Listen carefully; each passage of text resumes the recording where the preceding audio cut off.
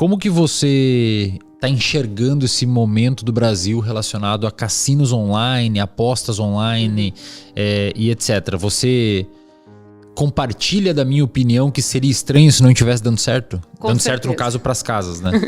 Com certeza, sem dúvida nenhuma.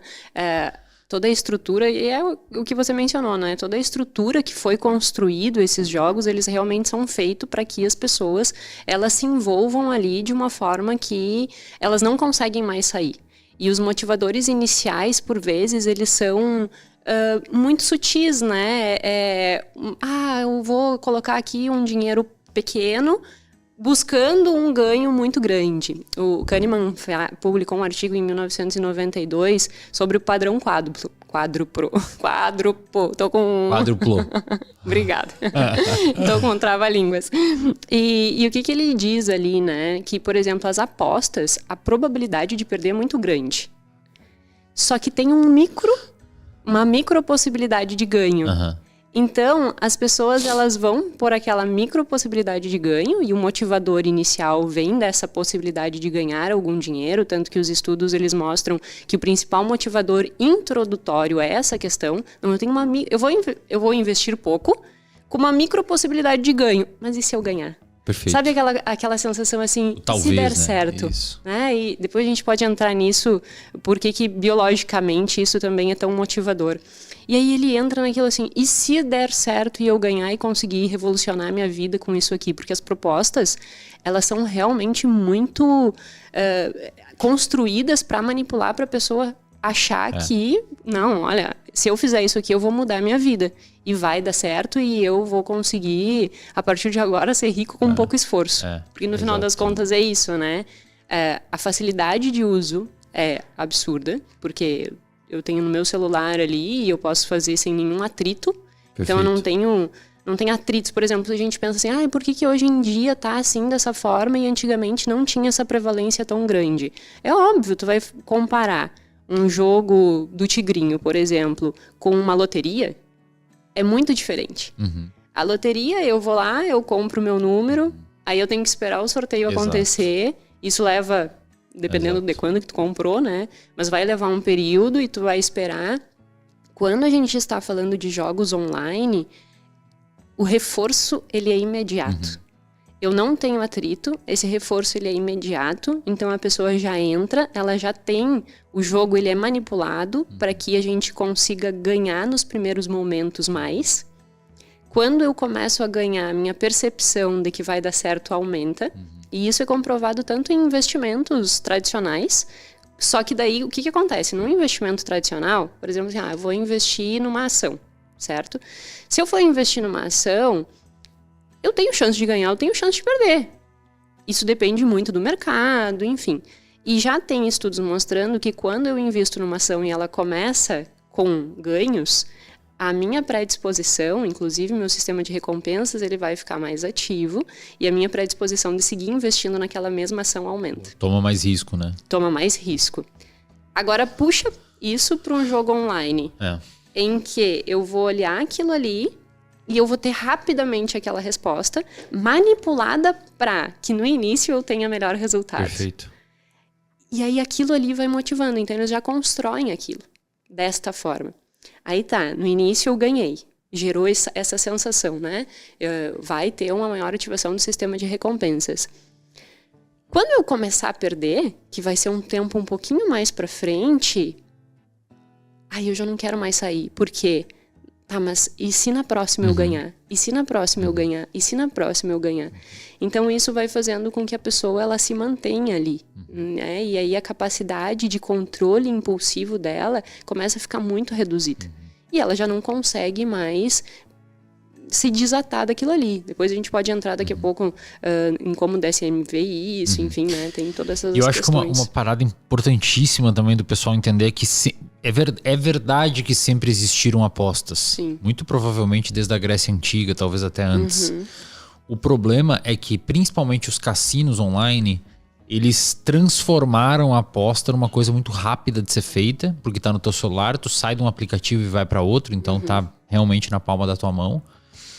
E acho que a arquitetura de um software permite artifícios e artimanhas do ponto de vista de marketing e de tomada de decisão muito mais malandras do que a vida real. Pra apostar na Mega Sena, você tem que ir lá no negócio, vai ter um atendente te atendendo, vai ter uma fila de gente, tu vai ter que rabiscar, pensar nos números.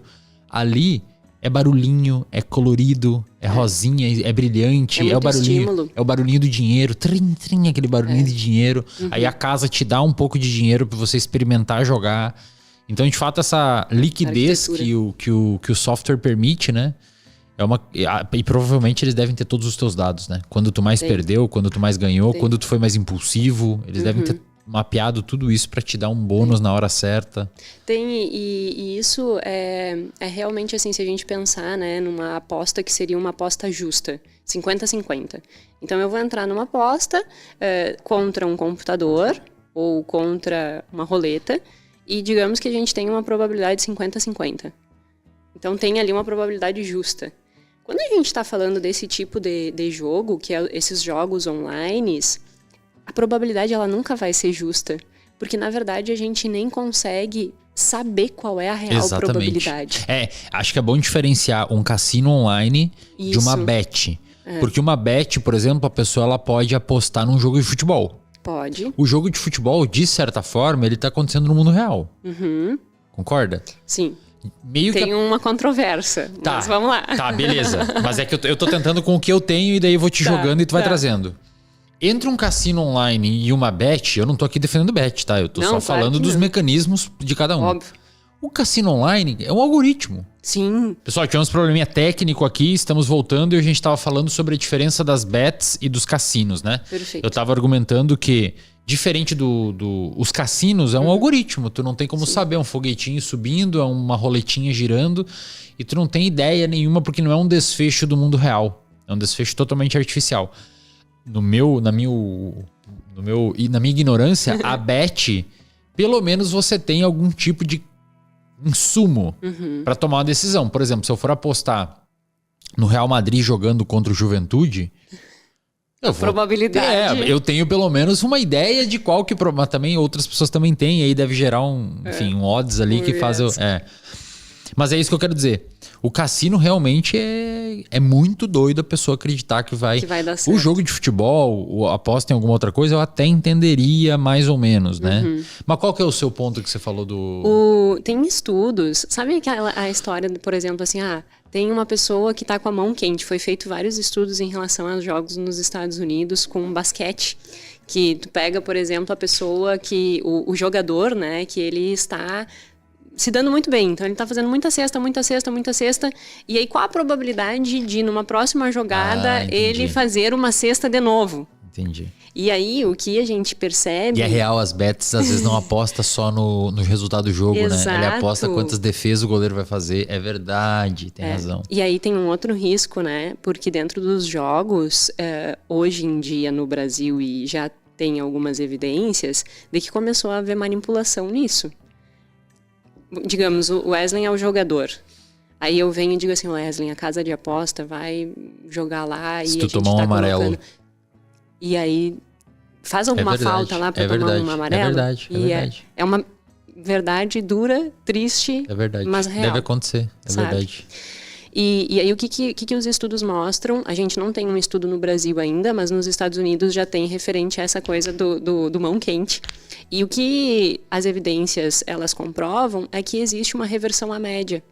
Que no momento que aumenta o número de tentativas que aquele jogador vai fazendo, tende o arremesso dele ir à média. Porque ele está num desvio já. Ele já está num desvio volta à média. Exato. Então a gente não tem como confirmar que o fato dele estar acertando vai fazer com que ele tenha uma probabilidade realmente maior e assertiva de, na próxima tentativa, ele acertar. Então, assim, em outras palavras, tu tá jogando quase como se fosse 50-50 de novo. É. E aí, se a gente for olhar, obviamente, futebol em termos de qualidade muito díspare de um time para o outro, vai existir... Mas é que aí a aposta não faz sentido, né? O odds, ele não é bom, então... E aí, o que eles vão tentar fazer para manipular é que tu tente apostar no azarão. Isso, exatamente. Ai, mas e se aquele azarão ganhar? E aí tu vai ganhar... Ou numa aposta de um placar específico, 4-0, 3-0. Exato. Então, o problema é um pouco menor, sim, porque eu vou ter um pouco mais de, não controle, mas vai existir uma menor manipulação, espera-se. É um pouco menor, né? Não tem jeito, real, porque é um mundo real. Então, se houver manipulação... A Wesley tá lá jogando, ele aplicou falta. Pô, mas tem como buscar e entender se aconteceu alguma aposta muito grande no Wesley tomar cartão amarelo, por exemplo. Então, a gente tem como fiscalizar um pouco mais. Agora, quando a gente tá falando de algoritmo, não tem como. Isso é muito doido. Sabe? Porque ele realmente consegue fazer uma manipulação que... ninguém consegue nem avaliar como aquele algoritmo ele foi construído. Porque eles começam a colocar tanto inputs naquele algoritmo, e sempre em paraíso fiscal. Essa é uma grande questão. As pessoas olham e dizem assim, mas hoje os jogos são legalizados no Brasil? Esses jogos de azar ainda eles não são legalizados. Tem uma proposta de lei para isso. Ela voltou a ser discutida em 2022. Agora está de novo sendo discutida. Mas até hoje o que a gente tem liberado são as apostas esportivas, isso sim. Agora, jogos de azar, não. Tipo, tigrinho, foguetinho, não. Só que o que acontece? Tudo isso está em paraísos fiscais. Então, como que vai acontecer efetivamente a fiscalização disso? Não acontece a fiscalização. Então, acaba que... O que eles estão tentando um pouco fazer? Pegar os influenciadores que vão fazer as propagandas disso. E aí eles já têm vários processos correndo por causa disso, né? Sim. Mas não necessariamente eu vou conseguir prender a pessoa que criou o negócio.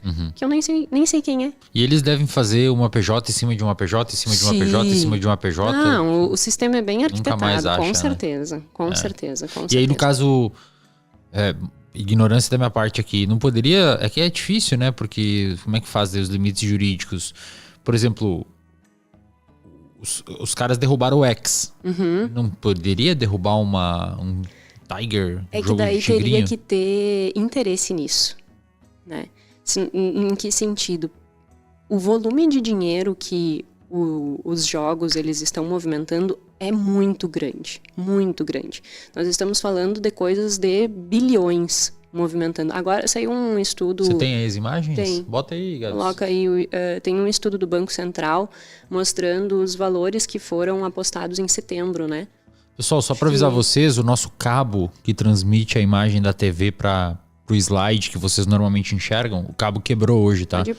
Então a gente tá filmando a TV com uma câmera, por isso que talvez a imagem não tenha saído muito bem aí. Qualquer coisa também depois dá pra mandar, se a Jéssica permitir os slides pro Matheus, ele pode printar o slide que tá na TV. E dá... tá gravando a TV? Então fechou. Vai dar boa. E aí, o que é isso aí? Dá um zoomzinho aí, Gabs.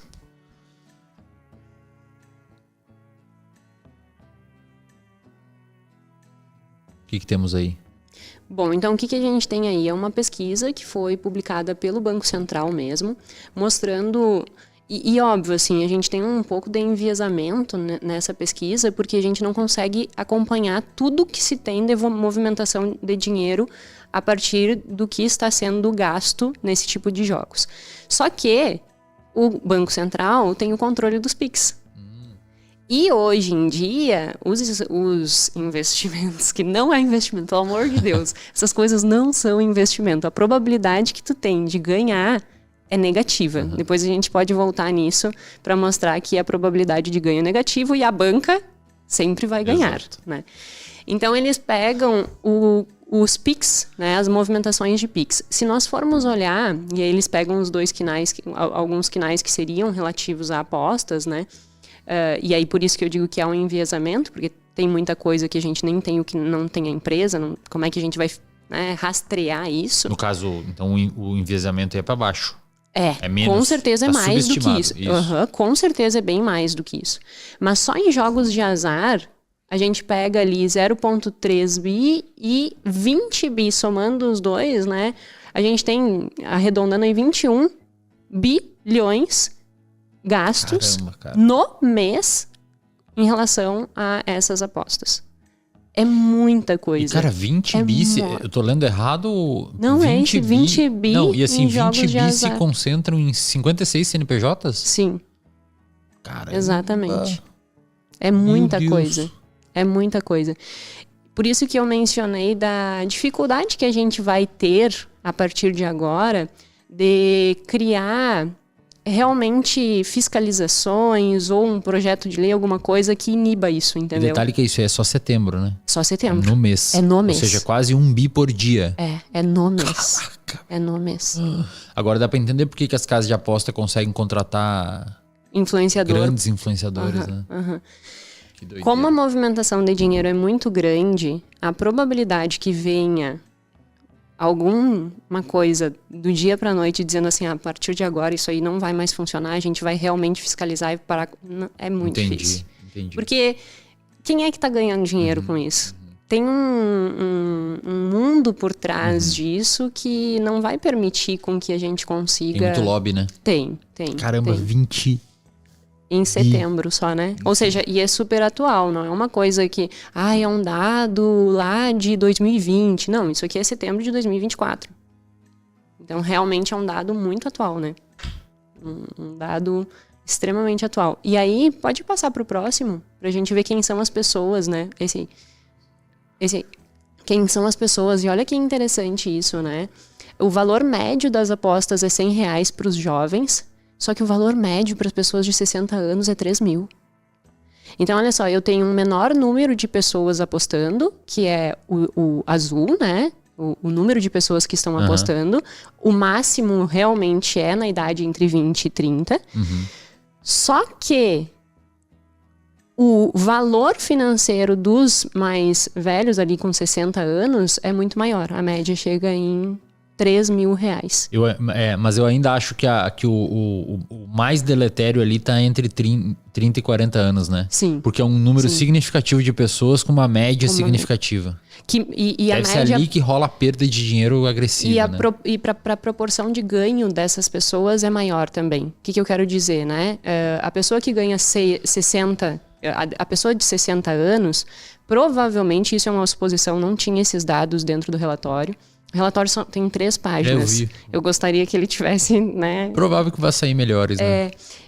Mas eu suponho que o quanto esses 3 mil representa para essa pessoa que tem 60 anos e o quanto esses R$100 representa para essa pessoa que está de meia idade. E aí a gente vai pro Bolsa Família, né? 3 bilhões. Daqueles 20. 20% de tudo que foi dado do Bolsa Família, em termos de repasse de dinheiro do governo, 20% foi gasto em apostas. Só para entender, o Bolsa Família destina por mês 14 bilhões de reais. O governo investe por mês 14 bilhões de reais no Bolsa Família. E desses 14, 3 foram para apostas. Exatamente. Caramba, cara. E aí uma coisa interessante disso que a gente tem que olhar. Por que um volume tão grande numa parcela da população que muitas vezes tem dificuldade de comer? Né? O que acontece? Por que essas pessoas elas são mais predispostas a cair nesse tipo de coisa? E aí a gente vai para todos os estudos da teoria da escassez. Porque o que acontece? Quando a gente pensa em aversão à perda, todos nós temos uma aversão a perder. Perder dói mais do que o prazer de ganhar. Em média, 2. Então, se eu vou ali correr um risco, né, de perder 100, eu vou querer ganhar 200. Para ter a mesma proporção de sentimento em relação àquilo. Utilidade, a gente chama, né? Só que o que acontece para as pessoas que têm uma renda menor? Essas pessoas, elas já estão perdendo. Então, a percepção de perda delas, elas dentro da teoria da escassez, é como se elas já vivessem dentro de uma situação em que elas não conseguem atender às suas necessidades. Então, quando ela entra num jogo desses, ela não está entrando no jogo com eu posso perder alguma coisa. Ela só está entrando e pensando, se eu perder, eu já... Perfeito. Eu já vivo... Perfeito. Eu já tô na chuva molhado, né? Exatamente. Então, assim, principalmente pessoas que estão aí no início da vida e que têm esse ímpeto, às vezes, de olhar para isso e pensar, nossa, agora eu vou entrar ali, eu vou ganhar e aquilo ali vai resolver a minha vida. isso é uma grande manipulação, exatamente porque você pode estar dentro desta parcela em que a sua percepção é que você já está numa situação ruim. E aí você busca isso como uma alternativa de sair desta condição ruim. E aí, ao invés de sair dessa condição ruim, você só piora ainda mais a sua vida. E o mais triste é que, como essas empresas contratam muito influenciadores de amplo alcance, normalmente pega essa população, né? Sim. O público-alvo dos influenciadores de amplo alcance, que falam de fofoca, etc. Normalmente, como é amplo alcance, não é porque a galera gosta desses influenciadores, é como é amplo alcance, pega mais dessas pessoas, né? É diferente de, sei lá, você que fala de finanças comportamentais, as bets não ia ter, a porcentagem de conversão de lead não ia ser muito boa. Não, até eu iria sofrer um cancelamento no exato momento, né? Meu Deus, agora... Pô, que triste, né, cara? Que triste, que negócio triste. Olha que dinheirão. Triste. E assim, o Bolsa Família, eu entendo o Bolsa Família, até se levantou um debate sobre o Bolsa Família, né? Eu entendo o Bolsa Família como assim, cara, a gente vive no século XXI. A gente tá num país com grana e a gente não consegue tolerar ver alguém morrer de fome. Tipo, não dá. Então vamos fazer um Bolsa Família aqui pra pelo menos... E além, muitas pessoas não sabem disso, tá? Mas